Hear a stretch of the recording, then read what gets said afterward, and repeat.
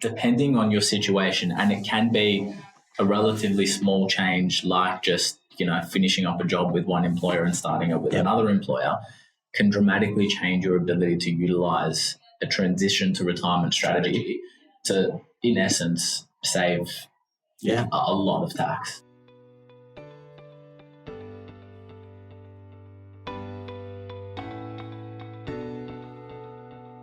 Welcome to 360 Money Matters, where financial planners Billy and Andrew talk all things financial planning. This podcast aims to increase your knowledge and confidence with all things money.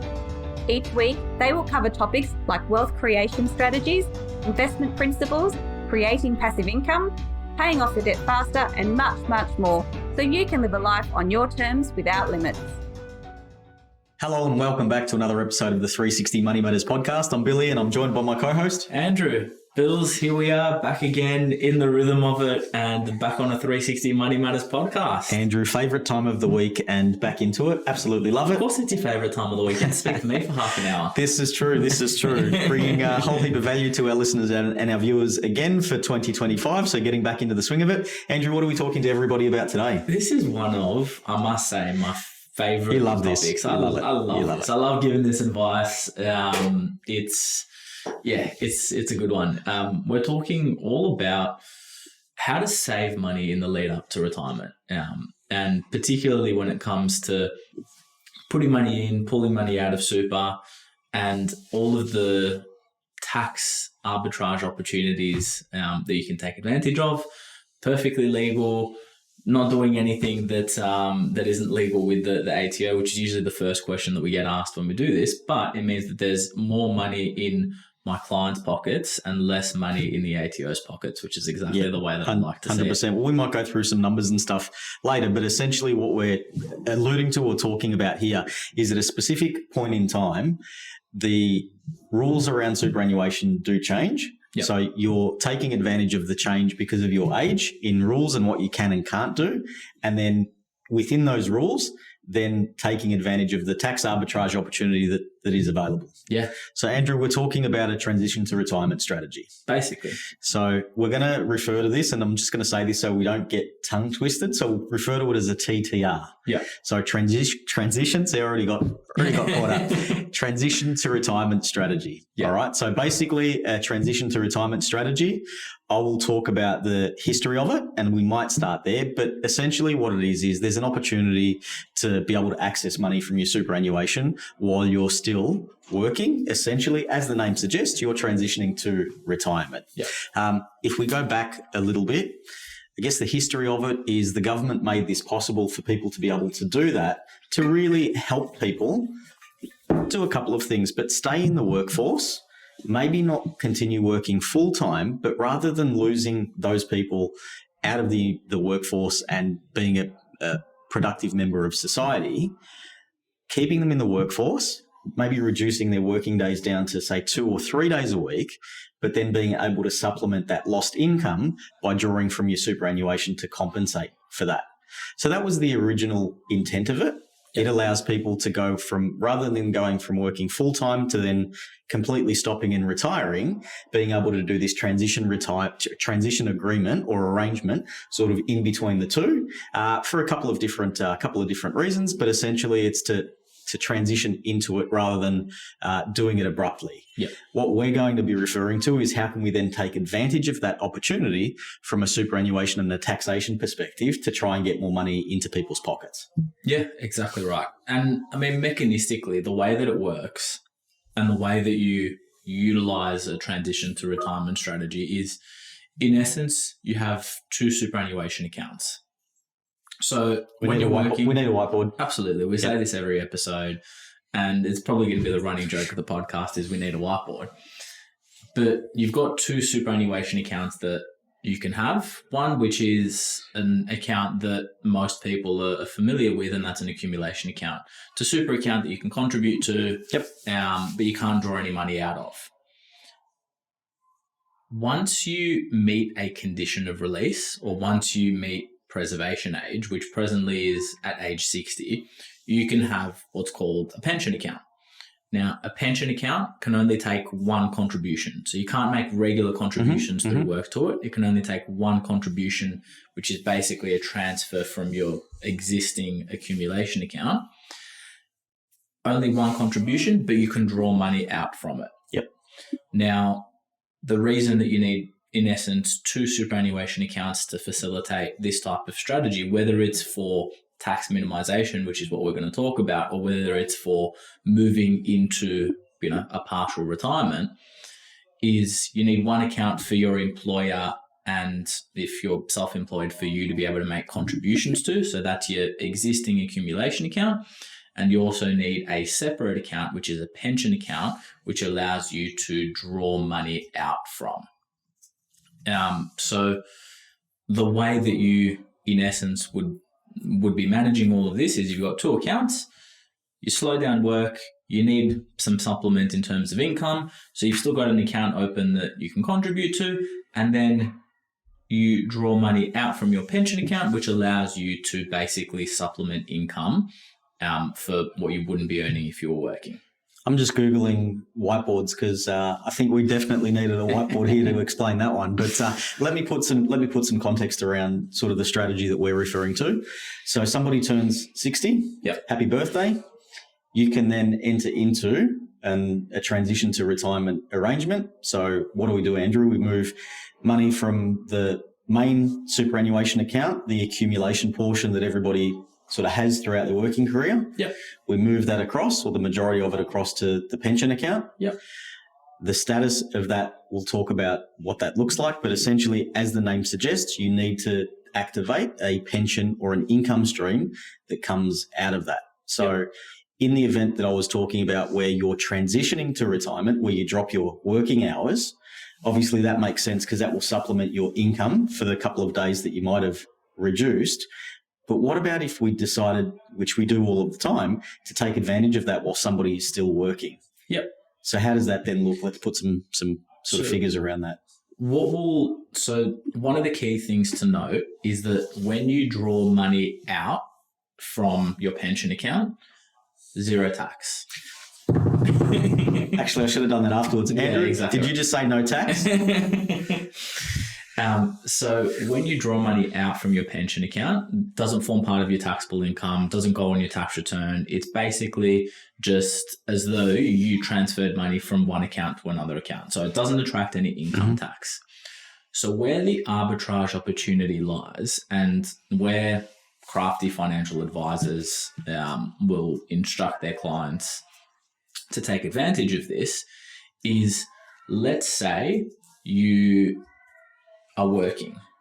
Now, I'm gonna put some numbers associated with it, and let's say that you're earning $100,000 a year.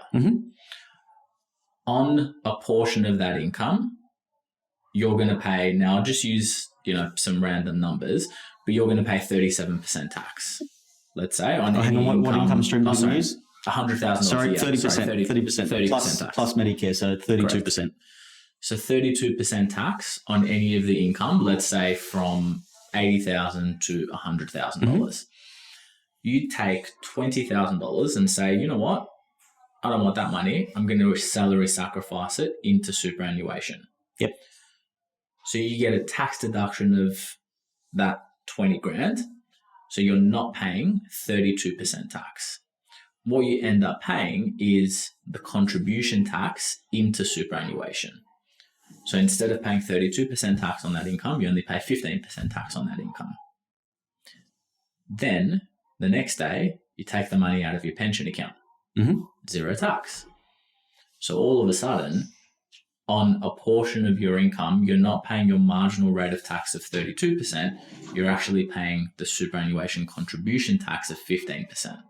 So the difference is 17% on 20,000 essentially. So 17% on 20,000, which is a relatively conservative number, you're talking about $3,400 in tax savings. Just on that example. Yeah. And no change to your income. It's just coming from a different source. Yep. Exactly right. Yep. Exactly right. Now that's only if you're utilizing it for 20,000.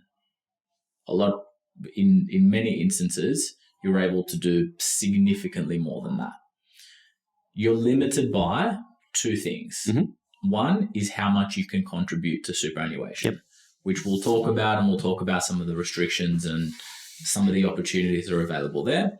And the other thing that you potentially could be limited on is how much you can draw out from superannuation. So two limits that you need to play within those bands, which will be different for many people, which will determine the viability of this strategy. Yeah, and how effective it is, right? So on the money coming out, you're capped at 10%.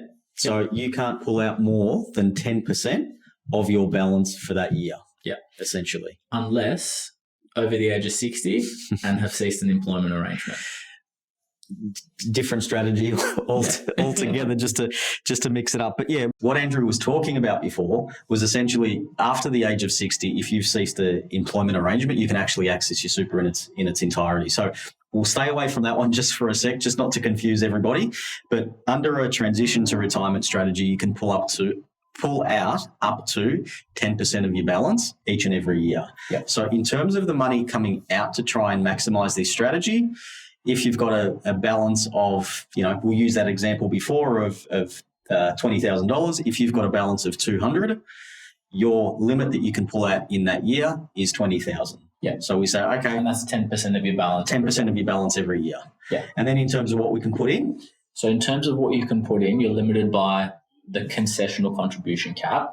So this includes how much your employer contributes into superannuation as well, right? So let's say, you're earning $100,000 a year. I'm going to assume, 11.5% superannuation. Mm-hmm.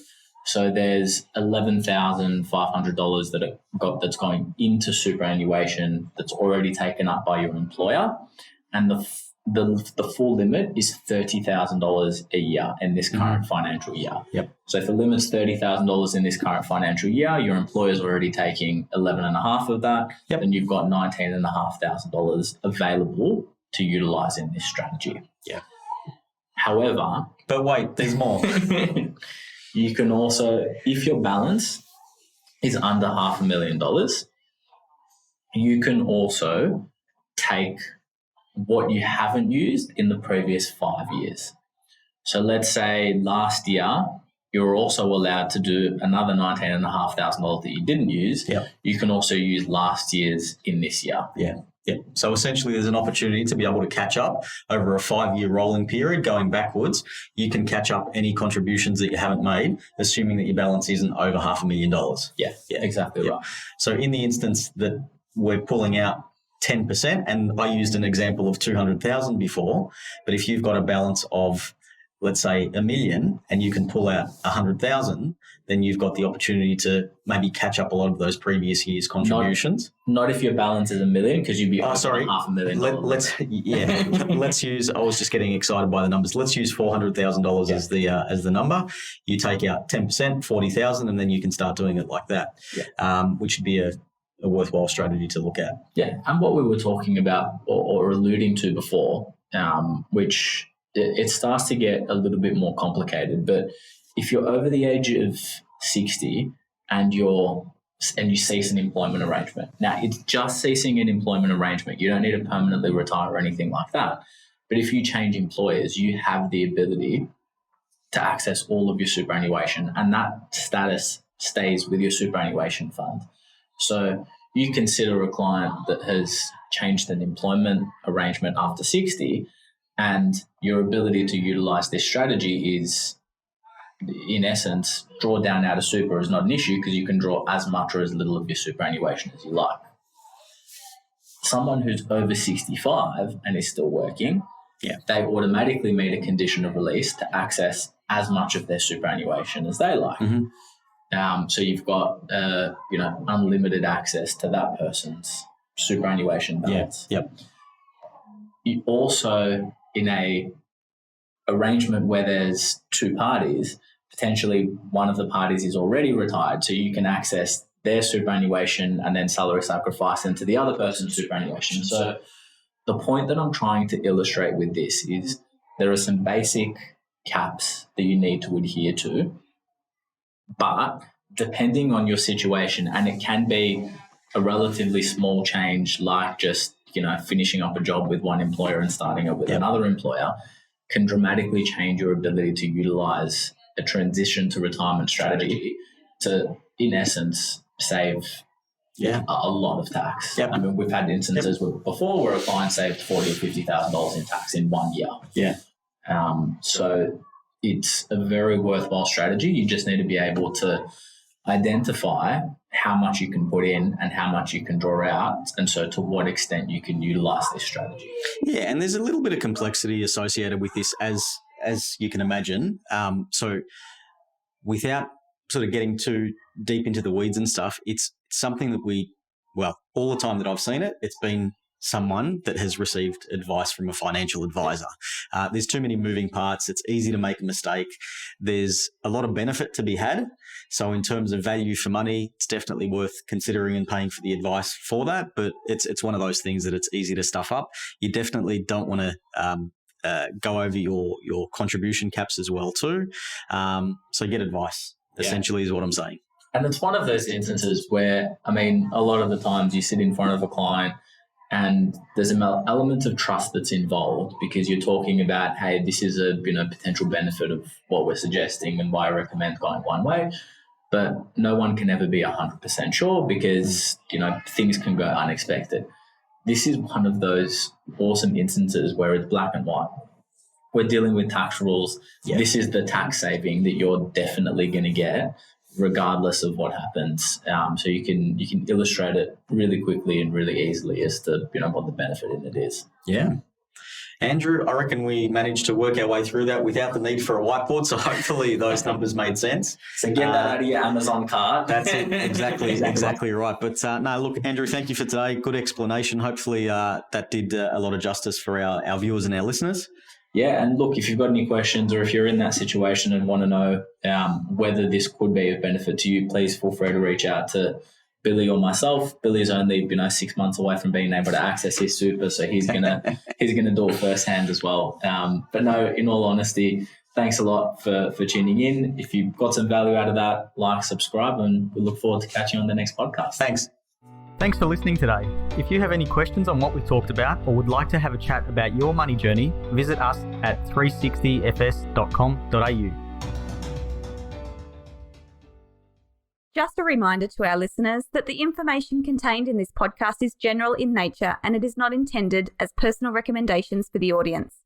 Please consider whether the information suits your circumstances before acting on it.